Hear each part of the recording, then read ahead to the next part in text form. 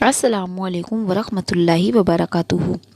جب تم کسی انسان کو دعاؤں سے مانگتے ہو، تم کسی انسان کو پانے کے لیے اپنی ساری تدبیریں لگا لیتے ہو، اس کو دعاؤں میں مانگتے ہو، تسبیحاں پڑھتے ہو، ہزاروں وظیفے کرتے ہو، مگر پھر بھی وہ تمہیں حاصل نہیں ہوتا۔ آخر کیوں؟ اور پھر تمہارے ذہن میں ہزار قسم کی غلط باتیں ابھرنے لگتی ہیں۔ تم خود کو اور تقدیر کو برا بھلا کہنے لگتے ہو، اور پھر اپنا سارا چین و سکون ایک انسان کے پیچھے گوا بیٹھتے ہو۔ اللہ تعالیٰ قرآن کریم میں فرماتا ہے کہ دلوں کا سکون صرف اللہ کی یاد میں ہے، جبکہ تم کسی انسان کی محبت میں سکون کو تلاش کر رہے ہو۔ یاد رکھو، اللہ تعالیٰ جو چیز تمہارے لیے مقدر میں لکھ دیتا ہے تو وہ تمہیں مل کر ہی رہے گی، اسے کوئی تم سے چھین نہیں سکتا۔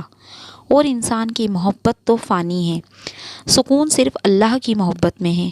کبھی کبھی تم کسی لا حاصل چیز کی طرف بھاگتے ہو اور اس کو حاصل کے لیے دعائیں کرتے ہو، ہر وقت پریشان رہتے ہو اور یہ بھول جاتے ہو کہ اللہ نے ہر چیز کو عطا کرنے کا ایک مقصود اور بہترین وقت مقرر کر رکھا ہے۔ تمہیں یہ بات یاد رکھنی چاہیے کہ اگر تمہیں کسی چیز کو حاصل کرنے کی اتنی چاہت ہے تو اس چاہت کرنے والے دل کا مالک کون ہے؟ اس نے تمہارے مقدر میں لکھا ہے، تبھی تو اس نے تمہارے دل میں یہ بات ڈالی ہے کہ تم اسے دعاؤں سے مانگو۔ اگر تمہارا دل نہ چاہتے ہوئے بھی بار بار اس کی طرف رجوع کر رہا ہے تو یہ بھی اس بات کی نشانی ہے کہ شاید اللہ تمہیں اس سے ملوانا چاہتا ہے، مگر وہ تمہارے صبر کو آزما رہا ہے۔ کب تک تم اس کا انتظار کرتے ہو؟ تم کو آزما رہا ہے کہ تمہاری تڑپ سچی ہے یا جھوٹی۔ وقت کے ساتھ ساتھ تمہارا یہ جذبہ مند پڑ جاتا ہے یا پھر یوں ہی تازہ رہے گا۔ جان لو، اللہ تعالیٰ تم سے تمہاری من پسند چیز کو دور کر کے تمہیں آزماتا ہے۔ یاد رکھو کہ اللہ تمہاری من پسند چیز کو تمہارے نصیب کا حصہ تب بناتا ہے جب تم اپنے اندر کی قوتوں کو مضبوط اور اپنے شر سے لڑنا سیکھ لیتے ہو اور اپنے اوپر آئی آزمائش سے شکست اور مستفینہ کوشش اور تدبیریں اپناتے ہو، تو وہ رحمان تمہیں ایسے ناممکن وسیلے سے عطا کرتا ہے کہ جس کا تم گمان بھی نہیں کر سکتے۔ اللہ قرآن کریم میں فرماتا ہے کہ اے میرے بندے، بے شک تمہارے رب کی نظر سے کچھ بھی غائب نہیں، وہ تمہارے ساتھ ہے اور عن قریب وہ تمہیں بہترین راہ دکھائے گا۔ اگر چاہتے ہو کہ اللہ تمہاری من پسندیدہ چیز تمہیں جلد ادا کر دے تو یاد رکھو کہ حسن و ملال سے کوئی ہوئی چیز کبھی واپس نہیں لوٹتی، اور خوف سے تمہارا مستقبل نہیں بنتا، بلکہ تمہارا ایک اچھا دل اور بہترین صبر کامیابی کے بازو ہے، جس پر پورا اترنے کے بعد تمہیں وہ ہر چیز عطا کر دی جاتی ہے جس کی تم چاہت رکھتے ہو۔ جان لو کہ اگر کوئی چیز تم سے لے لی جاتی ہے تو اس سے بہترین نمو بدل تمہیں وقت کے ساتھ عطا کیا جاتا ہے، جس کا اندازہ تمہیں نہیں ہوتا۔ اس چیز کو پا لینے کے بعد تم اس کا اندازہ کر پاتے ہو کہ میرے مقدر میں تو یہ چیز لکھی ہوئی تھی، لیکن میں کہیں اور بھٹک رہا تھا۔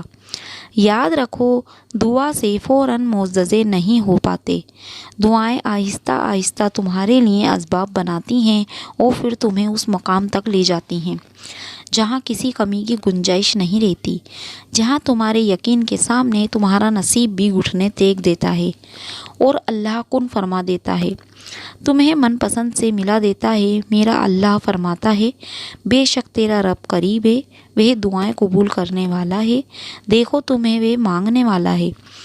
جو تمہیں چاہیے باقی کے انتظامات وہ خود کرے گا، غیب سے، عرش سے، فرش سے، یہ وہ جانے اور اس کی قدرت جانے۔ دعاؤں سے مقدر بدلنے کا وعدہ خود اللہ رب العزت نے کیا ہے، نہ دیر سے ملتا ہے نہ ہی جلدی، بس اللہ پاک کی رضا کے مطابق ملتا ہے اور پھر بے شمار ملتا ہے۔ جب تم اللہ کی رضا میں راضی ہو جاتے ہو، بس تھوڑا سا انتظار باقی ہے تمہاری چاہت کو اللہ کی راہ بنانے کے لیے، تھوڑی اور اطاعت باقی ہے۔ جس آزمائش کے لیے اللہ نے تمہیں چنا اس کا ابھی انعام باقی ہے۔